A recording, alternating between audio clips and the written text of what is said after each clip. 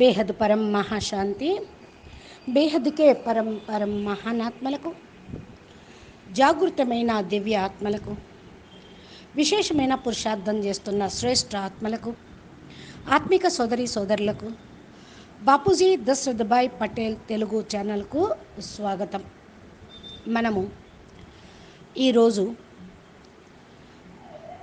మైత్రేయని ఉపనిషత్తులో సత్వరజో తమో గుణాల గురించి, పరమాత్మ యొక్క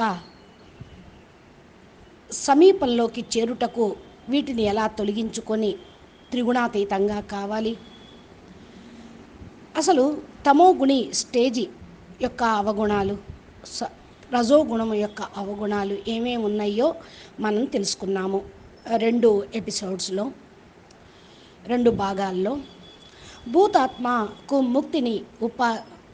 ముక్తికి యొక్క ఉపాయం చెప్పినటువంటి బ్రహ్మదేవుడు శరీరంలో ఎలాంటి వికారాలు ఉన్న వాటిని తొలగించుకోవాలి. అసలు శరీరం అంటే వికారాలతోటి పరిపూర్ణమైనది అని చెప్పారు. అందుకని మానవ శరీరం చాలా తమో ప్రధాన, రజో ప్రధాన సంస్కారాలు ఉన్నాయి అని తెలుసుకున్నాము. అవేంటో కూడా మనం ముందు ఎపిసోడ్లో చెప్పుకున్నాము. మనసే తనువు రోగిగా అయిపోయింది. ఆత్మ బ్రహ్మస్వరూపము అయిన పరం లైట్ స్వరూపము, పరం ప్రకాశము. దీన్ని ఎవరైతే మరి ఆత్మ జ్ఞానంతో జాగృతం చేసుకుంటూ ఉంటారో అప్పుడే బ్రహ్మను పొందగలుగుతారు, బ్రహ్మ జ్ఞానమును ప్రాప్తించుకోగలుగుతారు, పరమాత్మని పొందగలుగుతారు. పరమాత్మ యొక్క దివ్య అలౌకిక ప్రేమ కూడా వారికే లభిస్తూ ఉంటుంది. ఇది ఫస్ట్ స్టేజి. పరమాత్మ యొక్క ప్రేమ లభించటంతో ఆయన ఆశీర్వాదం కూడా లభిస్తుంది. అందుకని ఆత్మజ్ఞానం చాలా ఇంపార్టెన్స్. ఇది ఫస్ట్ స్టేజి. జ్ఞానం లేకుండా మోక్షము, బ్రహ్మత్వము, శివత్వము పొందలేము. మనం ఈరోజు ఈ యొక్క ఎపిసోడ్లో పరమాత్మ యొక్క గుణాలను, పరమాత్మ యొక్క శక్తి, ఆత్మ, మనసు ఏ విధంగా పనిచేస్తూ ఉంటుంది, రజోగుణ అవగుణాలు మన ఆత్మలో ఉన్నాయి, ఈ విషయం గురించి మనము కొద్దిగా వివరంగా తెలుసుకుందాము. ఇక్కడ బ్రహ్మ ద్వారా జ్ఞానాన్ని ఉపదేశం పొందినటువంటి అఖండ బ్రహ్మచారి శ్రేష్ఠ ముని వాల్మీకులు అత్యధికంగా విస్మయం చెంది దగ్గరికి వెళ్ళి అంటూ ఉన్నారు, హే భగవాన్, నేను మీకు నమస్కారం చేస్తూ ఉన్నాను, మీ శరణాలకు వందనాలు చేస్తూ ఉన్నాను. మీ యొక్క అతిరిక్తమైన అన్య శరణు స్థలము ఏంటి? మిమ్మల్ని నేను అర్థం చేసుకున్నాను. మీరు చెప్పేటువంటిది భూతాత్మ అతిథి అంటూ ఉంటారు. దీనికోసం సర్వస్వము త్యాగం చేసిన ఆత్మలో సాయుజ్య ప్రాప్తి లభిస్తుందా? అంటే సర్వస్వ త్యాగిగా అయ్యి అన్నిటినీ వదిలి తపస్సు చేసినటువంటి ఆత్మకి మరి సాయుజ్య ప్రాప్తి లభిస్తుందా అని అడుగుతూ ఉన్నారు. బ్రహ్మదేవుడు దీనికి సమాధానం చెప్తూ, హే శ్రేష్టముని, ఒక అన్య స్థానంలో అంటే పెద్ద పెద్ద నదులన్నీ సముద్రంలో కలిసిపోతాయి. సముద్రం కూడా తరంగాలుగా ఎగుసుతూ ఉంటుంది. అది ఒడ్డున చేరి ఆ తరంగం సమాప్తమవుతుంది. అదేవిధంగా భూతాత్మ కూడా పూర్వకాలంలో చేసిన కర్మల యొక్క ప్రతిఫలం పొందటానికి, అనుభవించటానికి తప్పకుండా జన్మ మరణ చక్రంలోకి రావాల్సిందే. ఇందుకనే భూతాత్మ మృత్యువాత పాఠం తప్పనిసరి. వారు చేసినటువంటి శుభ అశుభ కర్మల యొక్క పరిణామ స్వరూపం బంధనలో ఇరుక్కుపోయి పశువుల్లాగా, అశుద్ధ ఆత్మల్లాగా పరతంత్రంగా జీవిస్తూ ఉన్నారు. అందుకనే భూతాత్మ అని అంటం జరుగుతుంది. ఈ భూతాత్మ యమరాజ్యం అంటే యముడి రాజ్యంలోనూ నివసించవచ్చు. ఈ విధంగా భూతాత్మ సదా భయపడి ఉంటుంది. విషయ వాసనలు సుఖమైనటువంటి మందిరంని పొందటం కోసం అనేక రకాలుగా అభిప్రాయాలను, పాపం అనేటువంటి కర్మలను ఈ యొక్క జీవాత్మ, భూతాత్మ ద్వారా జరుగుతూ ఉంటుంది. ఎత్ర తత్ర భ్రమిస్తూనే ఉంటుంది. ఈ విధంగా విపత్తి సమయంలో కూడా అది విషయధార సర్పం యొక్క భ్రాంతి సర్పంలాగా దుఃఖాన్ని అనుభవిస్తూ ఉంటుంది.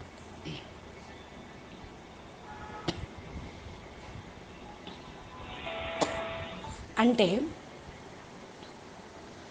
పామును కూడా తాడును చూసి పాము అనుకుంటూ ఉంటుంది. విషయ వాసనల కోరికలతోటి అనురూపమై అంధకారంలో జీవిస్తూ ఉంటుంది, గుడ్డిగా బతుకుతూ ఉంటుంది. ఎలాగా అంటే గారడి వాడి దగ్గర గారడి లేనే లేదు, అదంతా మాయతోటి పరిపూర్ణమైనది. అదేవిధంగా ఈ మిథ్యా ప్రపంచంలో అన్ని సత్యమని అనిపిస్తూ ఉంటాయి, కానీ అంతా కూడా మాయే. ఇది అంతా సారరహితమైందే. తమాషా చూసే వాళ్లకు ఇది భ్రాంతిలాగా కనపడుతూ ఉంటుంది, నిజమే అనుకుంటూ ఉంటారు. ప్రతి క్షణం వాళ్ళు ఏంటి అంటే నవీనతను కోరుకుంటూ ఏదో ఆశిస్తూ చూస్తూ ఉంటూ ఉంటారు. ఇంకా చెప్పాలి అంటే శబ్దము, స్పర్శ మొదలైన విషయ సారరహితమైనటువంటి ప్రపంచంలో విషయ వికారాలకు ఆసక్తమై ఉన్నటువంటి భూతాత్మ స్వయంను యథార్థ అంటే ఆత్మ యొక్క స్వధర్మము, స్వరూపాన్ని మర్చిపోయి కూర్చుంటూ ఉంటుంది. ఇంకా ఈ భూతాత్మ ముక్తి యొక్క ఉపాయము బ్రహ్మ ఈ విధంగా చెప్పడం జరుగుతూ ఉంది. జ్ఞాన ప్రాప్తి లేకుండా ఏ ధర్మంలో అయినా సరే శ్రేష్ఠ ధర్మ ఆచరణ చేయాలి. తన ఆశ్రమ ధర్మాన్ని సదా పాలన చేస్తూ ఉండాలి. అన్య ధర్మాలకు గులాము కాకుండా ఏ ధర్మంలో అయినా సరే సత్యాన్ని గుర్తించాలి. ఇవన్నీ కూడా అనేక రకాల శాఖలు అసత్యమే. తన యొక్క ధర్మం ద్వారా ఎప్పుడైనా సరే స్వధర్మమే ప్రగతిని ప్రాప్తింపచేస్తూ ఉంటుంది. అన్య ధర్మాలు అంటే వేరే వేరే రకాల ధారణలు. స్వధర్మం అంటే కాకుండా పరధర్మం, వేరే వాళ్ళ యొక్క ధారణలు. ఇక్కడ స్థూలమైన ధర్మాల గురించి వేదాల్లో, శాస్త్రాల్లో చెప్పలేదు. ఆ శాస్త్రాలు, ఉపనిషత్తులు, వేదాలు రాసినప్పుడు అసలు ఏ ధర్మము లేదు, ఒక సనాతన ధర్మమే ఉన్నది. ధర్మము అంటే ఇక్కడ ధారణ.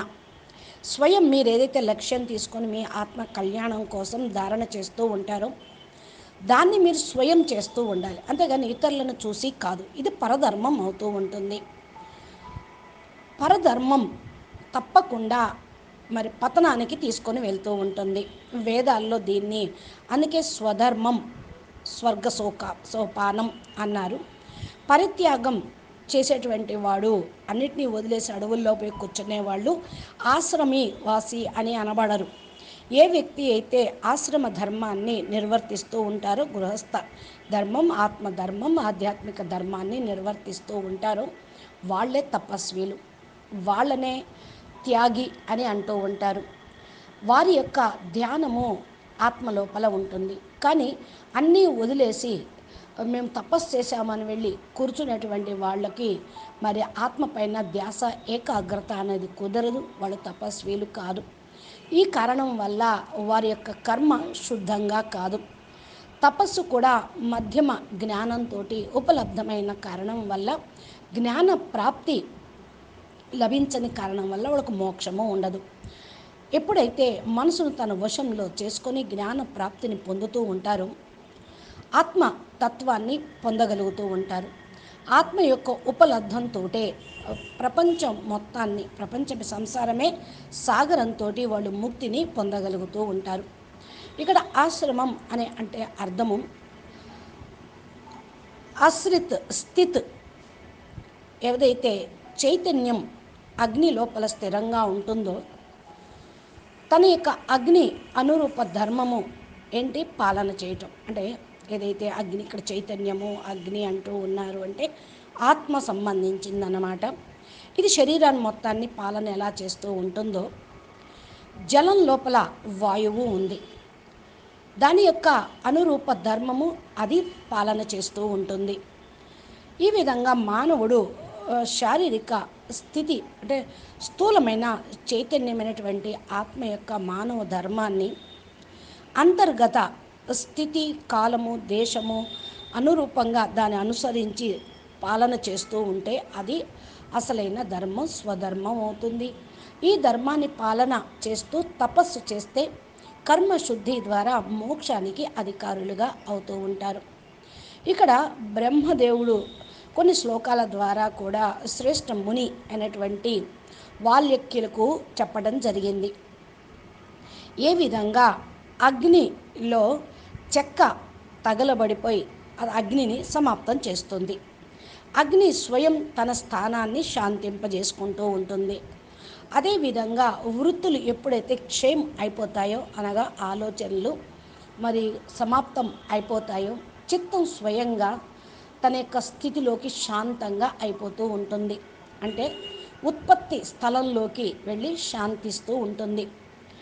తమ యొక్క హృదయం యొక్క స్థలంలో శాంతి అనేది మనసు ఎప్పుడైతే పొందుతూ ఉంటుందో అప్పుడు సత్యము మరియు గమనము తన కర్మకు వశీభూతం, ఇంద్రియాల ఎడల ఆసక్తి కలిగి ఉంటూ దానిని భోగ అవసరాలకు ఉపయోగించుకుంటూ ఉంటే వాళ్ళు సత్యాన్ని పొందగలుగుతూ ఉంటారు. చిత్తమే ప్రపంచము. ఈ కారణం వల్ల ప్రయత్నపూర్వకంగా చిత్తంను శోధన చేయటం అనేది తప్పనిసరి. ఈ విధంగా ఎవరి వ్యక్తి యొక్క చిత్తము అయితే మరి ప్రశాంతంగా ఉంటుందో అదే అంటే చిత్తమును బట్టి దాని యొక్క గతి ఉంటుంది. ఇక్కడ చెప్తారు కదా, జైసా మన్ వైసా గతి అని. ఆలోచనను బట్టి సంకల్పం అనేది నడుస్తూ ఉంటుంది. ఇక్కడ మనము ఏదైతే పంచతత్వాల ప్రపంచంలోకి వచ్చామో ఇక్కడ రెగ్యులేషన్స్ ఏవైతే ఉన్నాయో దాన్ని ఫాలో చేస్తూ ఆత్మని జాగృతిని చేసుకుంటూ ఉండాలి. ఆత్మస్వరూపాన్ని ధారణ చేసి ఉండటమే సనాతన ధర్మం యొక్క మొదటి స్థితి. అందుకనే అంటారు జైసా మతి వైసా గతి. అంటే మనసును బట్టి గతి దిశ అనేది ఉంటుంది. ఎలాంటి బుద్ధి ఉంటుందో అలాంటి స్థితి ఉంటుంది. జైసి బుద్ధి వైసి స్థితి, జైసా పాణి వైసా వాణి, జైసి దృష్టి వైసి సృష్టి. ఎలాంటి దృష్టి ఉంటుందో అలాంటే సృష్టి ఉంటుంది. మీ బుద్ధిని బట్టి మీ స్థితి ఉంటుంది. మీరు తీసుకున్నటువంటి ఆహారాన్ని జైసా అన్ను వైసా మన్, జైసా పాణి వైసా వాణి. అంటే ఆహార పానీయాల ద్వారా మీ మనసు, వాక్కు కూడా అలాగే తయారవుతూ ఉంటుంది. అందుకని ఇక్కడ మరి ఏదైతే చిత్తం ఉందో అదే మార్గాన్ని నిర్ణయిస్తుంది. మనసులో వచ్చినటువంటి ఆలోచనలు బుద్ధిలోకి తీసుకొని వెళ్తూ ఉంటే అది తర్కించి జ్ఞానం యొక్క ఆధారంతో నిర్ణయాలు తీసుకుంటూ ఉంటుంది. జ్ఞానం లేకపోతే తప్పుడు నిర్ణయాలు తీసుకుంటూ ఉంటుంది. పరమ సత్యంని తెలుసుకుంటే చిత్తమును ఎక్కడ పెట్టాలో తెలుసుకోగలుగుతూ ఉంటాం. మనసు యొక్క వృత్తి ఎన్నో కోట్ల సంవత్సరాల నుంచి భ్రమిస్తూనే ఉంది. అందుకని మనోవృత్తుల నుండి అతీతంగా వెళితే ఆ సమయంలో మీరు యోగంలో కూర్చుంటే ఆ టైంలో వచ్చే కర్మ బంధనాల వల్ల వచ్చేటువంటి దుఃఖము, బాధ అనేది సమసిపోతుంది. ఎందుకంటే ఆత్మస్వరూపం యొక్క అనుభూతి పొందటంతో మనసు శాంతిస్తుంది. కర్మల యొక్క గతి మిమ్మల్ని పరేషాను కానివ్వదు. శుభ అశుభ కర్మలు ఏవైతే ఉన్నాయో అవన్నీ బంధనాలను కలగకుండా ఆపేస్తూ ఉంటుంది. కాబట్టి ఏదైతే మీ చిత్తం పూర్తిగా ఆత్మ పైన పెడతారో, పూర్తిగా ధ్యాస పరమాత్మ పైన పెడతారో అన్ని వికర్మలు కూడా, కర్మల ఖాతాలన్నీ కూడా సమాప్తమవుతాయి. అందుకనే ఋషులు మునులు చూడండి దీర్ఘాయువుగా ఎలా ఉంటారు అంటే ఇదే కారణం. వాళ్ళు కర్మ బంధనాలను తగిలించుకోరు.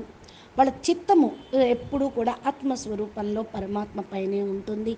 ఈ కారణం వల్లే వాళ్ళు స్వస్థంగా ఉంటారు.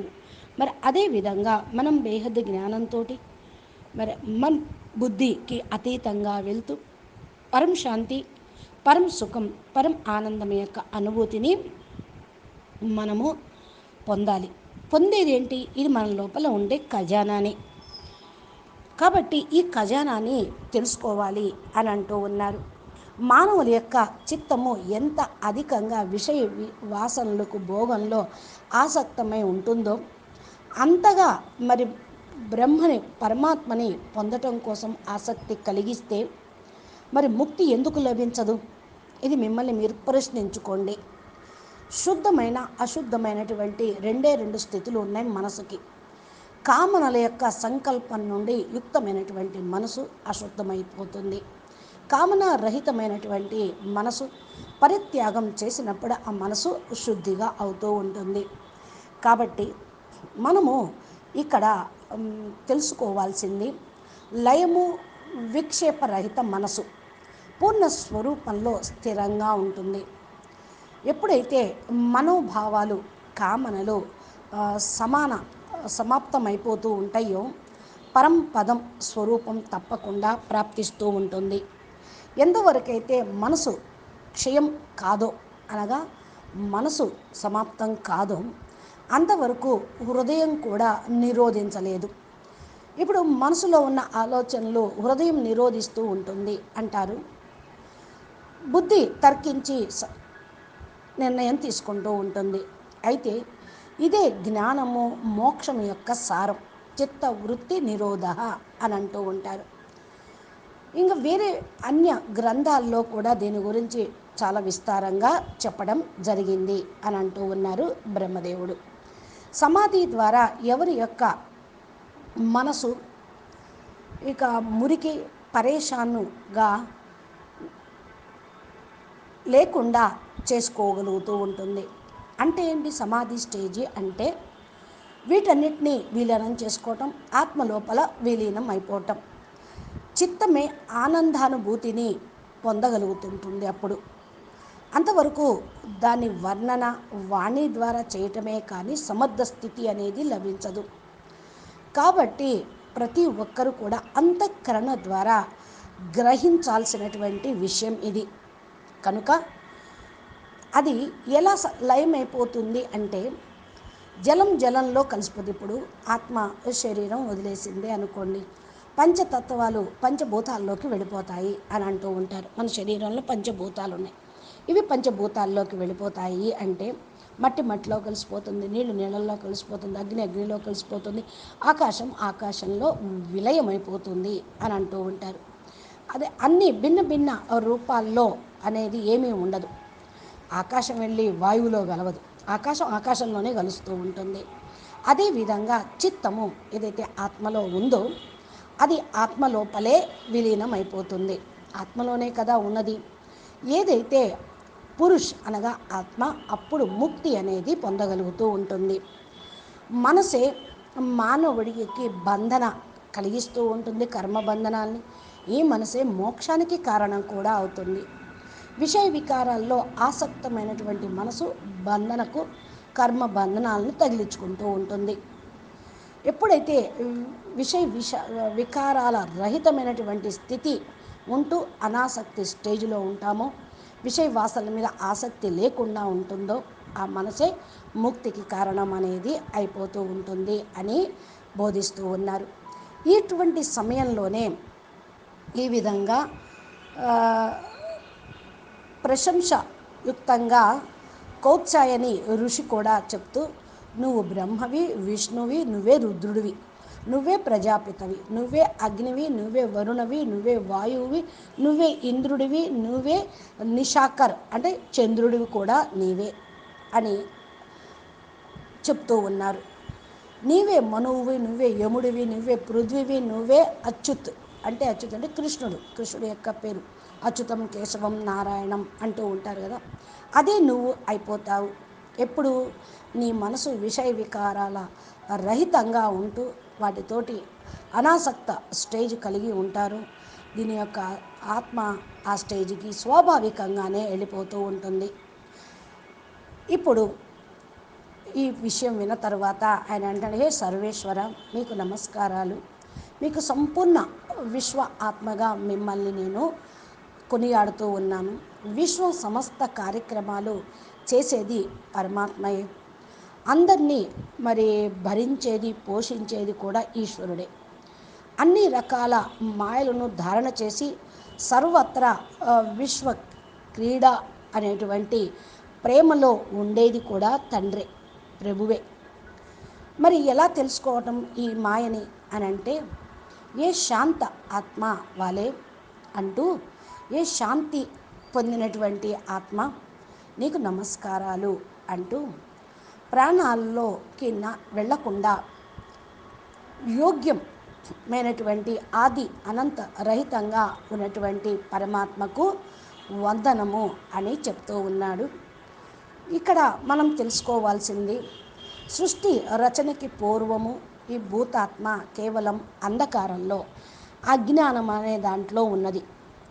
దాని తదనంతరం పరమాత్మ ద్వారా ప్రేరణ పొంది ఇంద్రియాల యొక్క విషయ రూపంలోకి పరిణామం చెందుతుంది. ఈ రూపాల్లో కూడా అది వస్తువుగా, అంటే రజోగుణ రూపంలోనూ తమోగుణ స్వరూపంలోనూ, అనగా ప్రేరణ ప్రాప్తించిన తర్వాత ఈ గుణాలు దానికి అంటుకుంటూ ఉంటాయి.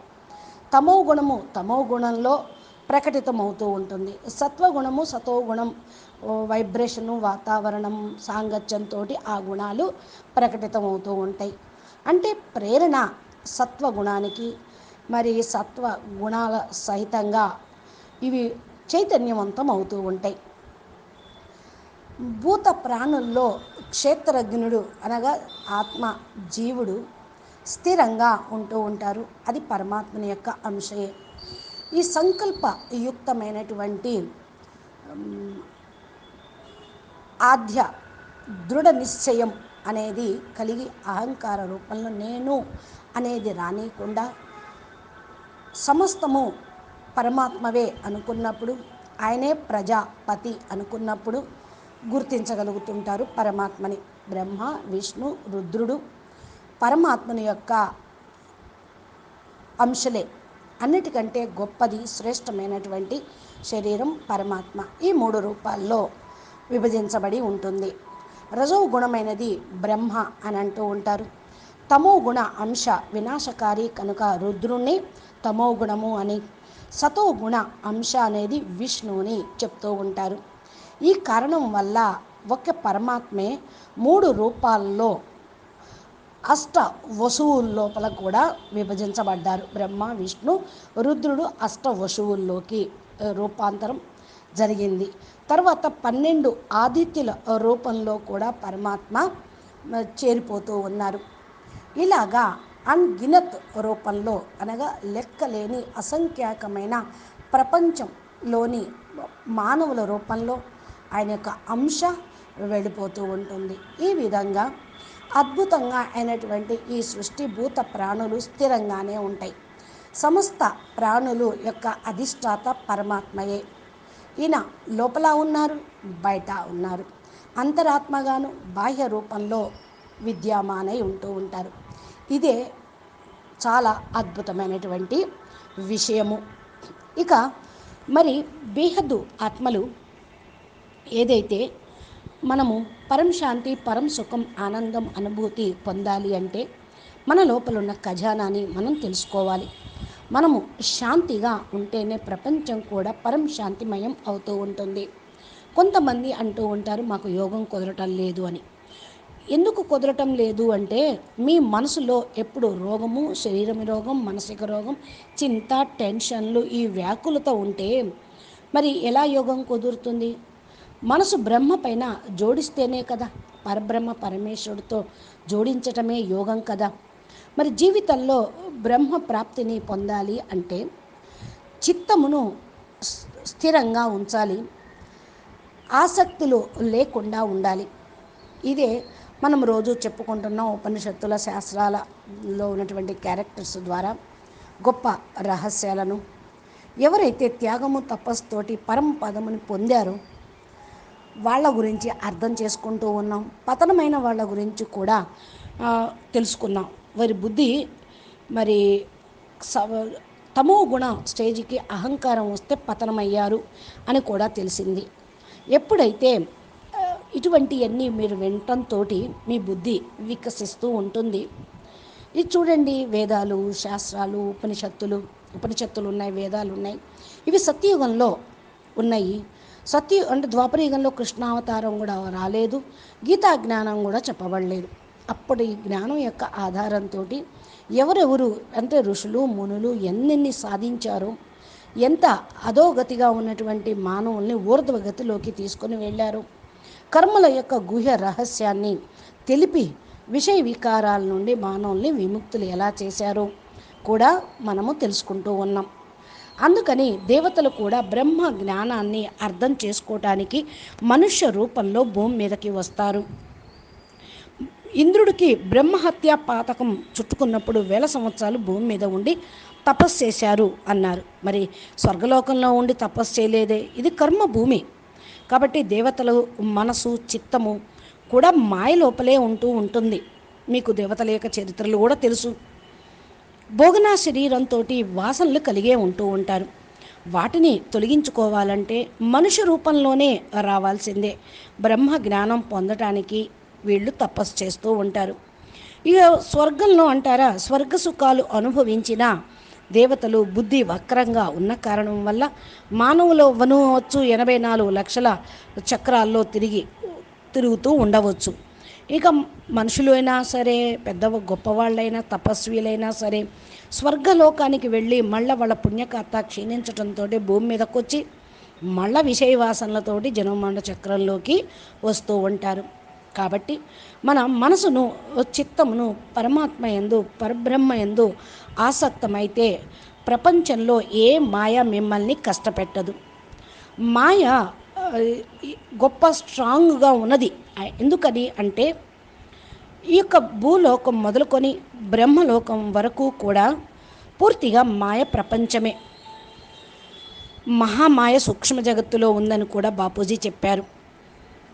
బ్రహ్మ కూడా వికారాల వశమై తన కూతురైనటువంటి సంధ్య వెనకాల మన్మధుడు బాణం యొక్క ప్రభావంతో పడిపోయాడు అని చెప్తూ ఉంటారు. అందరూ కూడా మాయబంధంలో ఇరుక్కున్నారనే మనకు అర్థమైపోతూ ఉంటుంది. కాబట్టి ఇప్పుడు మనం పరబ్రహ్మ యొక్క శరణులోకి వెళ్తే మాయ మనల్ని వదిలిపెడుతూ ఉంటుంది. ఇక తపలోకంలో ఉన్న ఏ లోకంలో ఉన్నా కూడా పరబ్రహ్మ శరణులోకి రాకపోతే, బ్రహ్మ జ్ఞానం లేకపోతే వారు ముక్తి అనేది పొందలేరు, మాయ నుండి విముక్తి కూడా కాలేరు. కాబట్టి ఇప్పుడు మనసును ఖాళీ చేసుకోవాలి. అట్రాక్షను, చింత, బాధలు మనసులో పెట్టుకోకండి. సమయానికి అన్నీ వదిలేసేయండి. ఎలా జరగాలో అలా జరుగుతుంది, సమయమే ఈ యొక్క సమస్యలకు సమాధానం చెప్తూ ఉంటుంది అని ఇంకా పైనున్న వాడిపైన కూడా వదిలేయండి. పరమాత్మే అన్నీ చూసుకుంటారు, ఆయనే చేస్తారు అని అన్నీ ఆయన పైన వదిలేయండి. ఆయన డ్యూటీనే మన డ్యూటీగా చేద్దాము. ఆయన డ్యూటీ ఏమిచ్చారు? విశ్వ పరివర్తన చేయమని. అదే మన యొక్క డ్యూటీ. మనసుని బుద్ధిని స్థిరంగా ఉంచుకోండి. ఆత్మ కళ్యాణం తప్పకుండా జరుగుతుందప్పుడు. మనసు ప్రశాంతంగా ఉంటే మీరు ఆనందమును పొందగలుగుతూ ఉంటారు. మనసులో మరి అనేక రకాల చింతనలు ఉంటే ఎక్కడ ఆనందం లభిస్తూ ఉంటుంది? ఎప్పుడైతే పరమాత్మ యందు లగ్నం చేస్తారో మీరు మనసుని, 1 మినిట్లోనే అన్ని ఖతమవుతాయి మనసు లోపల ఉన్నటువంటి చింత బాధలన్నీ కూడా. ఇక మానవులు జన్మలు మారినట్లే దేవతలు కూడా వాళ్ళ రూపము రంగు జన్మలు మారుతూ ఉంటాయి. ఎందుకంటే అది కూడా ఒక పదవి. ఇప్పుడు ఏ విధంగా మన డిగ్రీలు తీసుకుంటూ ఉంటారు, ఇక్కడ స్థూల ప్రపంచంలో మినిస్టర్లు పదవులు ఉన్నట్టే అక్కడ కూడా పదవి, ఆ సీటు, గద్దె పేరు. ఆ సమయం రాగానే వారు దిగిపోవటం ఉంటుంది. అందుకే దేవతలు కూడా మరి ఒక 3 లోకాలు సమాప్తం అవటంతో వాళ్ళ ఆయుష్ పూర్తవుతుంది అని కూడా బాపూజీ వీడియోలో చెప్పారు. కాబట్టి దీని గురించి మీరు చక్కగా తెలుసుకొని ఏదైతే పొందాలో దాన్ని పూర్తిగా స్మృతి అనేది చేస్తూ ఉండండి. సదా పరమాత్మని పొందటానికి మీరు ప్రయత్నం అనేది చెయ్యండి. పరమాత్మ 2 రకాల ఆత్మల యొక్క స్వరూపంలోనూ గ్రహణ జరుగుతుంది. 1 ప్రాణము, 2 సూర్యుడు. ఈ 2 సర్వప్రదంగా ఉత్పత్తి అయినవి. సూర్యుడు అనగా బాహ్య ఆత్మ, ప్రకాశ స్వరూపము. ప్రాణము అంటే అంతరాత్మ, ఆత్మ లైట్ స్వరూపము, ప్రకాశ స్వరూపము. ఇది చూసుకొని మనం సదా అంతరాత్మ యొక్క మాటను వింటూ, వేదాల్లో చెప్పినది ఆత్మ అతి గుహ్యాతి గుహ్యమైన సూక్ష్మాతి సూక్ష్మమైనటువంటి స్వరూపము అని దీన్ని స్మృతిలో ఉంచుకొని ఎవరైతే అధ్యయనం చేస్తూ ఉంటారో వాళ్ళు పవిత్ర ఆత్మలాగా, ప్యూరెస్ట్ ఆత్మలాగా అవుతూ ఉంటారు. ఈ యొక్క స్థితి పరమాత్మ లోపల ఉండిపోతూ ఉంటుంది. ఇప్పుడు జ్ఞాన చక్షువు అప్పుడు జాగృతమవుతూ ఉంటుంది. అంతరాత్మను లోపల స్థిరంగా ఉన్నప్పుడే అది గతిశీలం అవుతూ ఉంటుంది. బాహ్య గమనం కంటే అంతర్గమనం ఎప్పుడైతే చేస్తూ ఉంటారో వేదాల యొక్క రహస్యాన్ని మీరు తెలుసుకోగలుగుతూ ఉంటారు. ఆత్మ స్వర్ణిమ రూపంలో దృష్టి గోచరం అవుతుంది. అంటే సతోప్రధానంగా గోల్డెన్ కాస్మిక్ ఎనర్జీ తోటి పరం ప్రకాశంగా మనకు అనుభూతి అవుతూ ఉంటుంది. ఎవరైతే హిరణ్యమయం అనగా ప్రకాశ స్వరూపంగా దృష్టి గోచరం కలిగి ఉంటారో ఆ ఆత్మ హృదయం కమల పుష్ప సమానంగా కమల స్థితిలో ఉంటూ ఉంటారు. ఈ విధంగా అన్నాన్ని గ్రహించడం అనేది జరుగుతూ ఉంటుంది. ఆత్మ గతి రూపం అంటే సంచాలన జరుగుతూ ఉంటుంది. ఏ విధంగా కండక్టరు మరి డ్రైవింగ్ చేస్తూ ప్రతి సమయంలో అటెన్షన్గా ఉంటూ ఉంటారు, అదేవిధంగా ఆత్మ కూడా గతిశీలమైన బుద్ధి దాన్ని కంట్రోల్ చేయకుండా ఆత్మకు మనసు బుద్ధి అతీతంగా వెళ్ళిపోవటం అనేది తెలుస్తుంది. ఆత్మ తత్వాన్ని, పరమాత్మ తత్వాన్ని ప్రతి ఒక్క కణంలో ఉన్నదని తెలుసుకొని సంకల్పపూర్వకంగా మీరు జాగృతం అవుతూ ఉంటే గతిశీలమైనటువంటి ఆత్మ చైతన్యం గురించి అభ్యాసం చేస్తూ ఉంటే ఏదైతే మరి అనుభూతి కావాలో బేహద్దు పరం శాంతి, పరమానందం, పరం సుఖం అది తప్పకుండా మీకు అనుభూతి అవుతూ ఉంటుంది అని ఇక్కడ చెప్పబడుతూ ఉంది. అచ్చా, పరం శాంతి, నమస్తే. बेहद के बेहद परम परम महाशांति है, మహాశాంతి హై, మహాశాంతి హై. బాపూజీ దశరథభాయ్ పటేల్ తెలుగు ఛానల్లో మనకు రోజు లైవ్ ప్రోగ్రాం అనంతభాయి ఇస్తూ ఉన్నారు. ఆ యొక్క వీడియోలు మనం తెలుగులో చెప్పుకుంటూ ఉన్నాము. మీరు రోజు ఎట్లాంటి జ్ఞానము, బ్రహ్మ జ్ఞానం పొందుటకు, మోక్షం పొందుటకు, మనసును జయించుటకు జ్ఞానము అనేది చాలా ఇంపార్టెన్స్. ఆత్మజ్ఞానం దీన్ని పొందాలి అంటే బాపూజీ చెప్పే జ్ఞానం వింటూ ఉండాలి. ఈ విధంగా వీడియోలు అప్లోడ్ చేసినవి మీరు మొబైల్కి నోటిఫికేషన్ రూపంలో పొందాలి అంటే మా ఛానల్ని సబ్స్క్రైబ్ చేసి గంట సింబల్ని ప్రెస్ చేయండి. మళ్ళీ మా ప్లేలిస్ట్లోకి వెళ్ళి మీ ప్రశ్నలకు ఏదైతే సమాధానం కావాలి అనుకున్నారో అవి వెతకండి. అవన్నీ వీడియోస్లో హెడింగ్లు కూడా ఉంటూ ఉంటాయి. దాని ద్వారా మీరు జ్ఞాన మార్గాన్ని ఫాలో చేస్తూ ఉండండి. నమస్తే, ధన్యవాదాలు. పరం మహాశాంతి. బేహద్